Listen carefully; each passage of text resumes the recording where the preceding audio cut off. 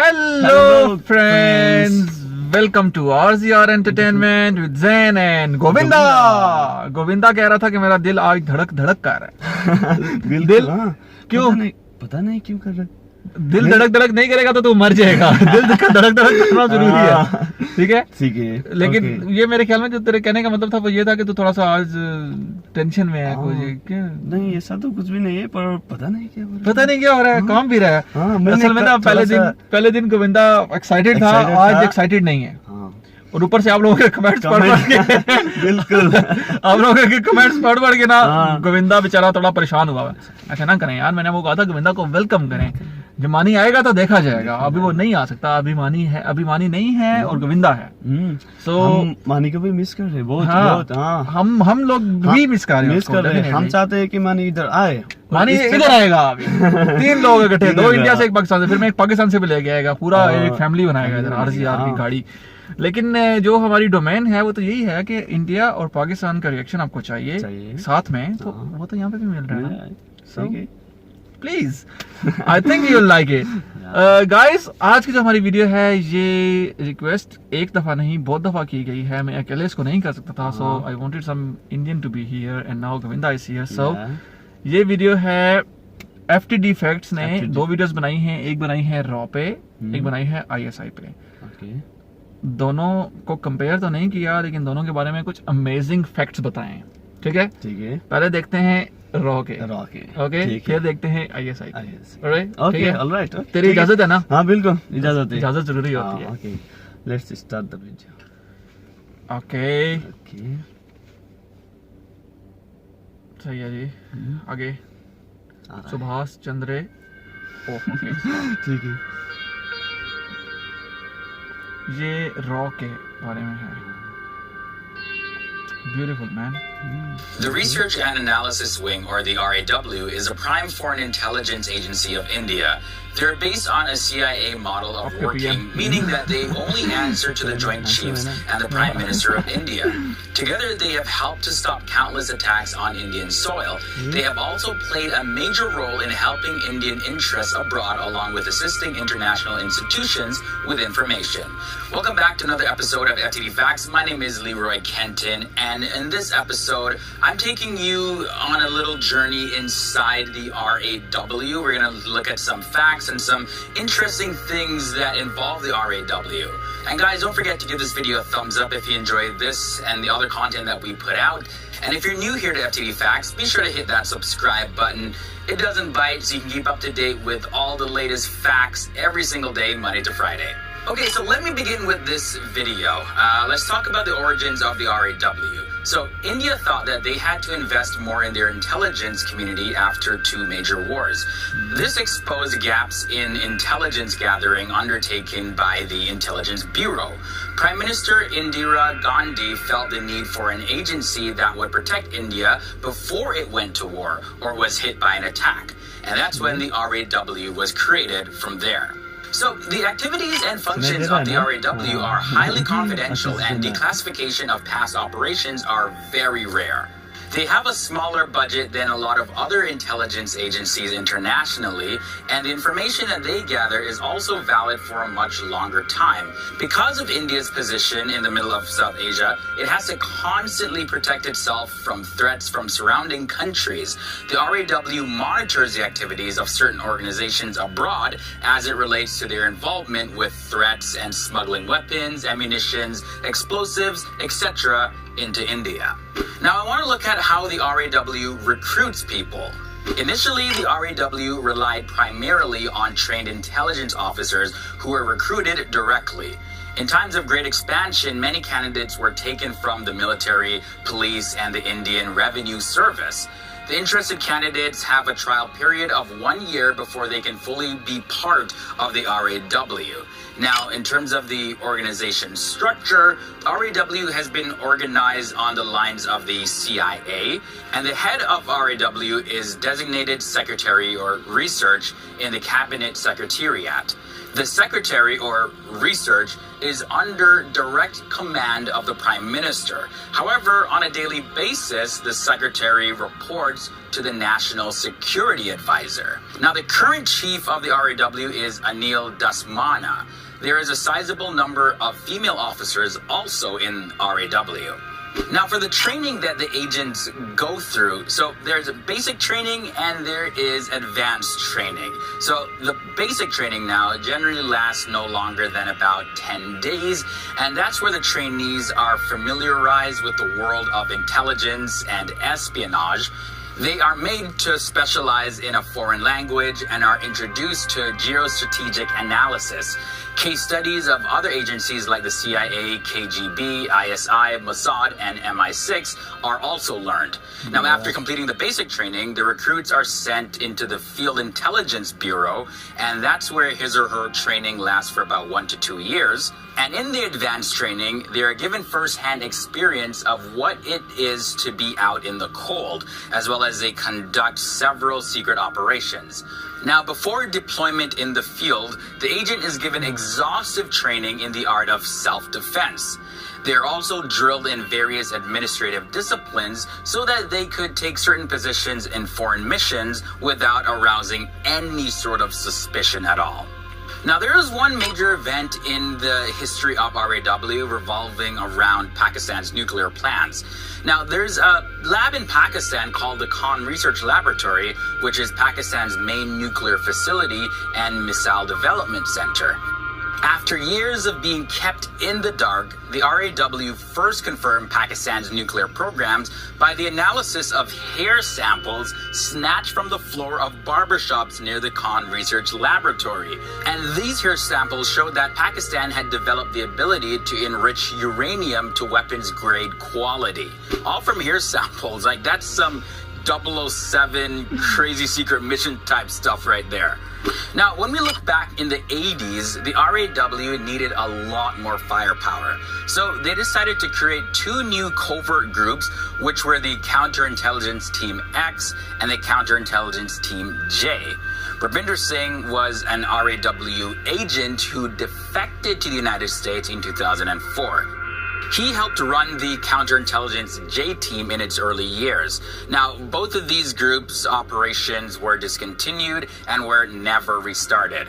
According to B. Rahman, who was the former RAW cabinet secretary, he said the lack of such covert capabilities since they were closed down in 1997 has left the country even more vulnerable than before, and says that developing covert capabilities is what they need most. So that's all the facts I'm going to share with you about RAW in this episode. And now, before I wrap up, just gotta let you know that our sponsor for this episode is Grammarly.com. Grammarly, of course, is one of the world's leading softwares in improving your written English. Now, there's hundreds of spelling and grammatical errors all. I think so. It's quite enough because जो fact से वो तो खत्म हो चुके हैं ना, वो तो हमें पता चल गया। तो मुझे पूरी वीडियो के दरमियान मुझे ये क्यों कह रहा था कि ये देखो आपने देखा उधर वो आर्मी कैसे ये सब कुछ मुझे देखा है, मुझे दिखता है। मुझे दिखता है। मैं सोच रहा था कि आपको दिखाई नहीं दिखा तो मैं थोड़ा याद दिला रहा था। अच्छा, ओके, अब मुझे दिखाई दे दिया, काफी दिखाई दिया मुझे, बहुत कुछ दिखाई दिया। अब तुझे भी दिखाई देता हूँ। ओके, अभी let's see. This one is about ISI. The Inter-Service Intelligence, also known as the ISI for short, was formed on January 1st, 1948. The agency is made up of military officers and personnel from Pakistan's armed forces. Pakistan's powerful intelligence agency ISI is among the most active intelligence enterprise and covert direct action forces in the world.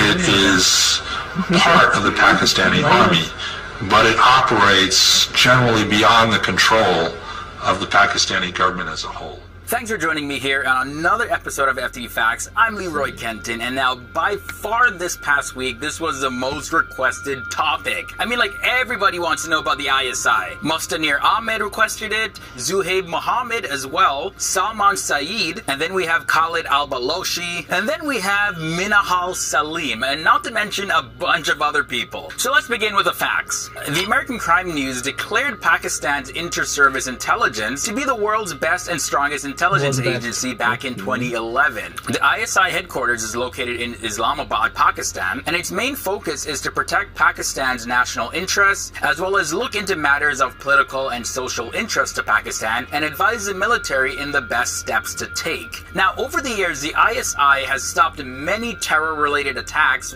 well before they were even executed. Yeah. The ISI is also the largest intelligence agency in the world. The ISI has close to 10,000 agents in the field worldwide. Ironically, it's one of the least funded agencies in the world. It's above all laws in its home country of Pakistan, and it's often referred to as a state within a state because its policies are made outside of all the other institutions with the exception of the army. Now, I want to talk a little bit about Operation Cyclone. If you're not familiar, it was a code name given to an operation between the American CIA and the Pakistani ISI beginning in 1979 and ending in 1989.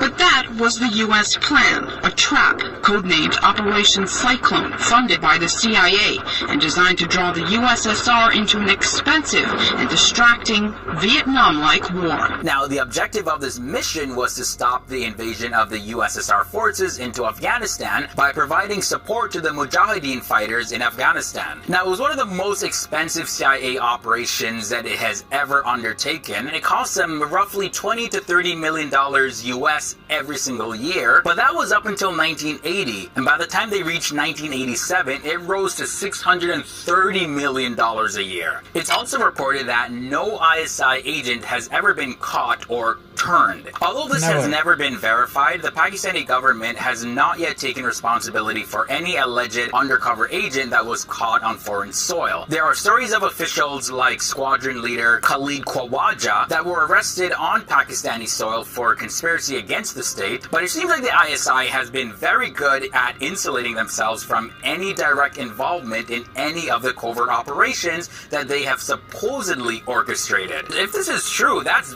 very impressive. The ISI have also played very crucial roles in arresting members of Al-Qaeda as well as the Taliban. Even though most Western TV shows and movies show the ISI in some kind of negative light, where they're possibly shown collaborating with terrorists, the ISI actually have worked very close with the CIA in bringing down crucial targets and officials of the Taliban and the Al-Qaeda all across the world. ISI is a very professional organization in my experience over the years. I have a lot of respect for them. And I also think it's only in Western minds, and in especially American minds, that you can expect an intelligence service of a foreign country to do something counter to its own interests, to its country's interests. While there are sources that link ongoing relations between the terrorist organizations and the ISI, the Pakistani intelligence service has played a very crucial role in the capture of very prominent agitators like Ramzi Youssef, Abdul Ghani Baradar, Ahmed Omar, Saeed Sheikh, and many more. Pakistani security forces captured one of Osama bin Laden's chief lieutenants, Abu Zubaydah, along with 19 other al-Qaeda operatives in the eastern Pakistani city of Faisalabad. The ISI arrested September 11 mastermind Khalid Sheikh Mohammed. Going further, the ISI and the Pakistani military have worked effectively with the United States to continue pursuing the remnants of al-Qaeda, and following 9/11, Pakistan stationed 80,000 troops in the troubled province of Waziristan near the Afghan border in order to help break the back of the al-Qaeda network.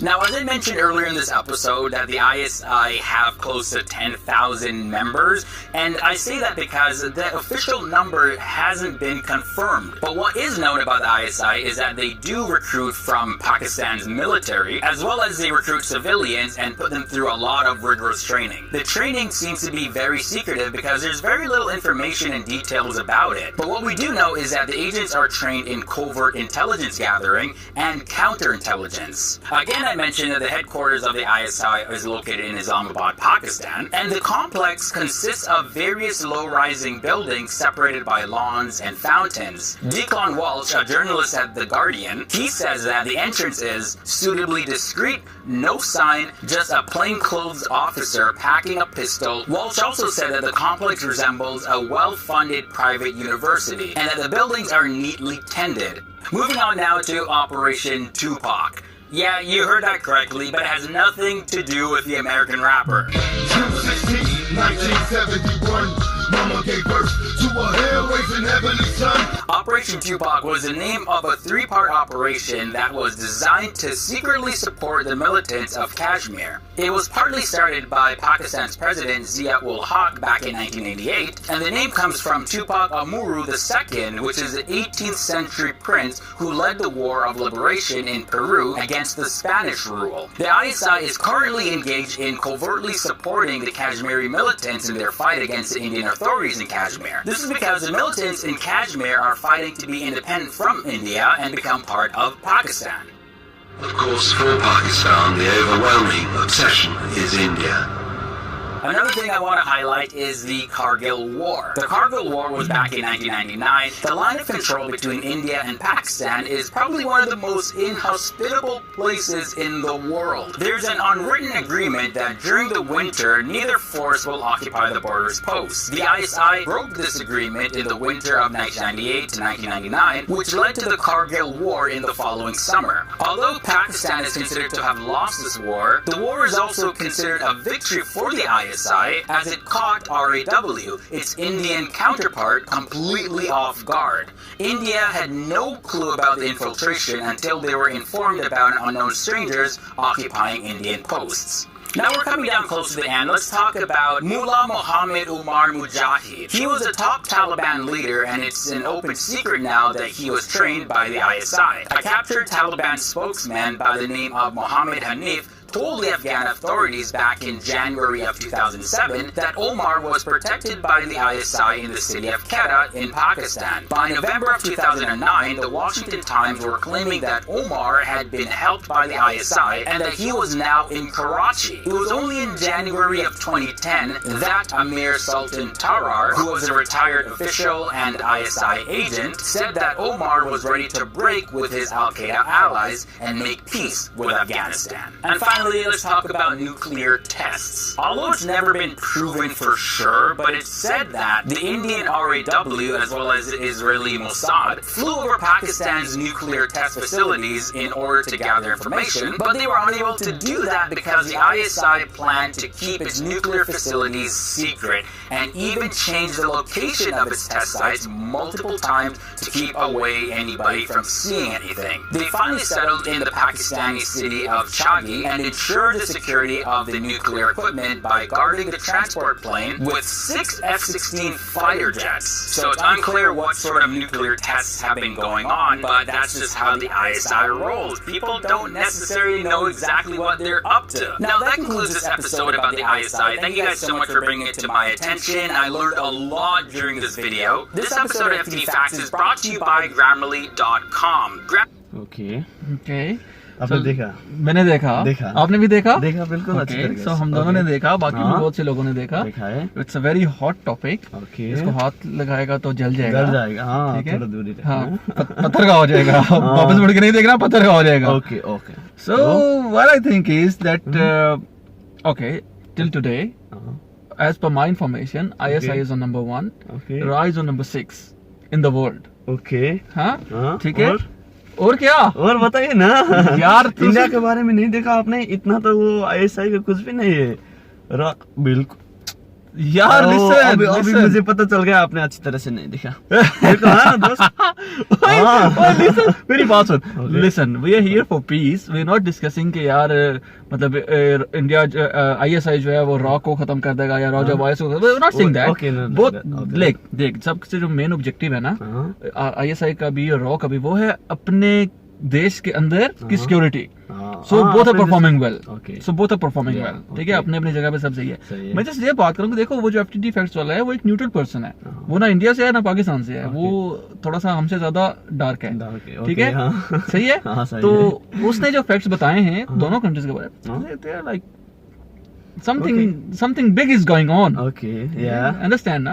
So don't worry यार, कोई बात नहीं यार, थोड़ा सा मतलब खैर है। तो मुझे बार-बार कहता देखो मैं देख रहा था यार। देखो उधर वो एक लड़की भी वो जनता के सुरक्षा में लग रही। हाँ, नहीं ISI नहीं, रॉ के मैं बात कर रहा हूँ। रॉ, अच्छा यार, रॉ में लड़की भी सुरक्षा में लगी है।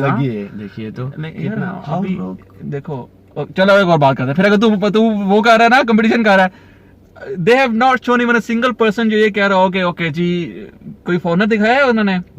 जिसमें वो भी कह रहा हो कि यार ISI रॉ जो है वो बेटर है, नहीं ना? नहीं, ISI वाली वीडियो में देखा तुमने? नहीं नहीं देखा तुमने ना, वो तुम देख रहे हो। चलो ठीक है यार, लड़ाई नहीं करनी है, ठीक है? अभी खाना भी खाना है, मुझे भूख भी लग रही है, तो लड़ाई कर रही। मुझे भी बहुत भूख लगी है। आज खाना खिलाएंगे आप? खिलाएंगे यार, इतना भी नहीं करते यार। चलो ISI के नंबर 1 होने पे मैं आज तुझे खाना खिला दूंगा, ठीक है? अब नहीं खाएगा। आपने मुझे भूखा ही मान रखा सच अभी। चलो कोई नहीं, चल ठीक है यार। थैंक यू सो मच जिन्होंने रिक्वेस्ट किया था। That was really nice and we are here for peace and love. So in the comment section we also want to see love and peace. Yes. That we really hope कि ऐसा ही होगा।